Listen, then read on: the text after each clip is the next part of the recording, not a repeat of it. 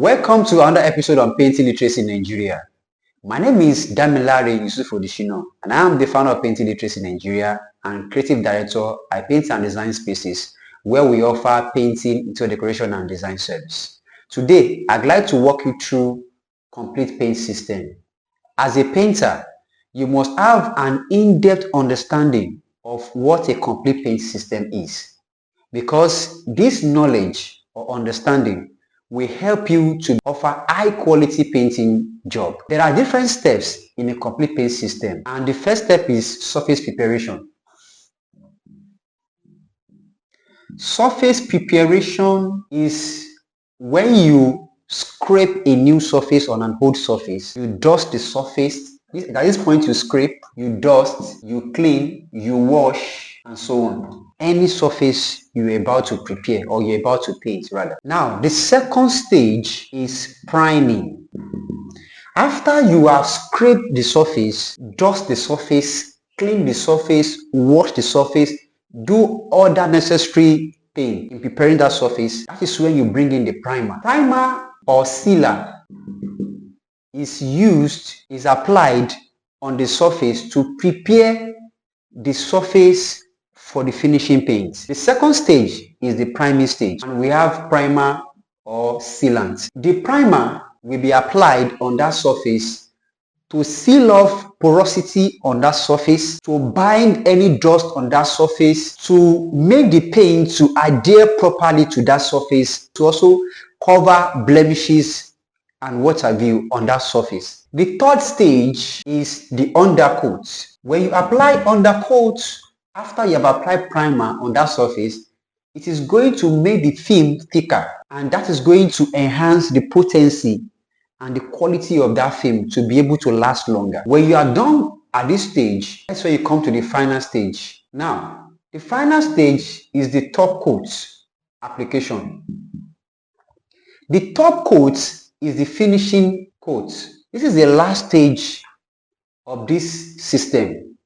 This is when you apply your finishing paint. For instance, emulsion paint or enamel paint that we also know as oil-based paint. Now, under this emulsion paint, we have matte, we have satin, we have silk, we have semi-gloss, we have eye gloss, and eggshell. Also, for enamel paint, which is oil-based paint, we also have matte, satin, silk, eggshell, semi-gloss, and eye gloss.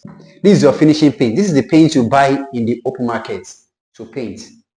Now, if you want to paint either a new wall surface or a new surface, and you start from surface preparation that you jump to top coat application, you are doing it wrong. You're not going to have a beautiful finishing, because what you are doing at the end of the day, you see this primer that is absent and this undercoat that is absent is going to show in the quality of what you have done. Now, let's use concrete wall surface, for example. A concrete surface. Let's take for instance the interior space, or let's say you want to paint a room.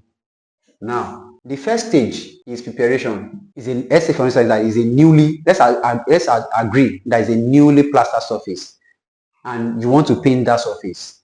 The homeowner will ask you to also screed and apply satin finish, right?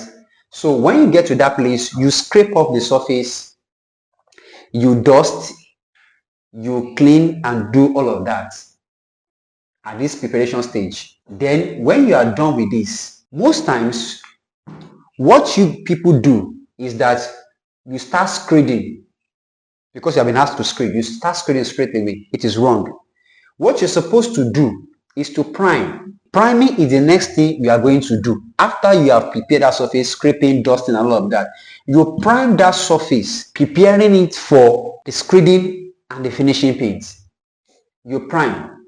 You're going to prime with water-based primer, wall primer, or you can prime with stabilizing solution. It's also water-based. After you have primed that surface, then you screed. At this point, you screed.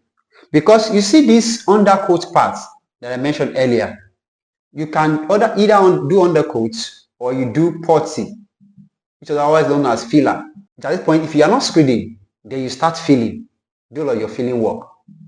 So after you have screeded the surface, the next thing you are going to do before you put your finishing paint is to abrade with abrasive paper. You abrade the surface, after which you prime again. After you have screeded, you prime again, then you now bring in your top coat. So what I'm saying in essence is that you prime twice. Somebody will say, oh, why should I have to prime twice? Because priming after preparation is going to burn this surface, and priming after you have screeded is going to burn everything together. Then you bring in your top coat. So you are doing satin finish. That is when you are going to apply your satin paint. Now, this satin paint could be water-based. If it is water-based, this is an emulsion paint. But if it is oil-based, it's an enamel paint. So after you have followed this process, the sheen of that satin paint is going to be consistent. The paint itself is going to come out very beautifully. So following these steps is going to ensure that the finishing is going to be top notch. The same thing if you are going to paint an iron surface. For iron surface, let's say for instance burglary, just the metal direct that has never been painted before. You need to first of all dust it.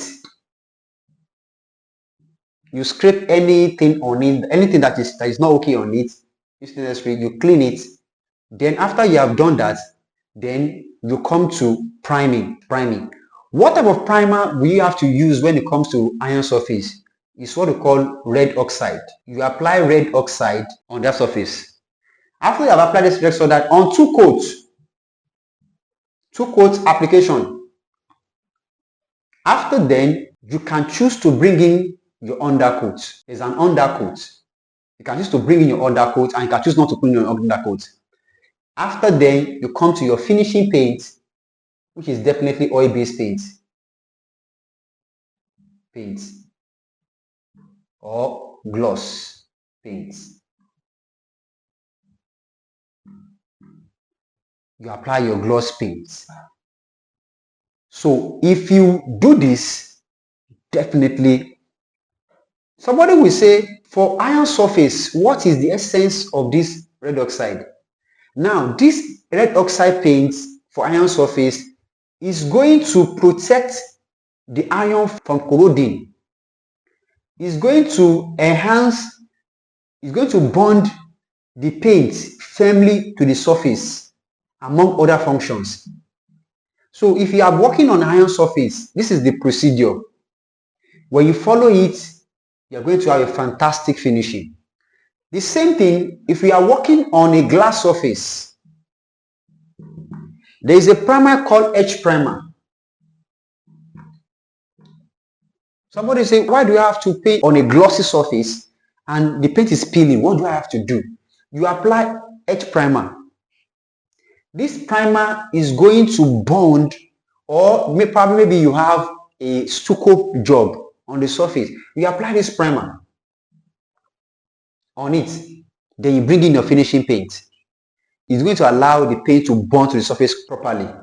But on the glossy surface, such as this board, and you applied a finishing paint directly on it, it will not bond because the surface is very glossy. The paint is not going to adhere properly to that surface because it's glossy.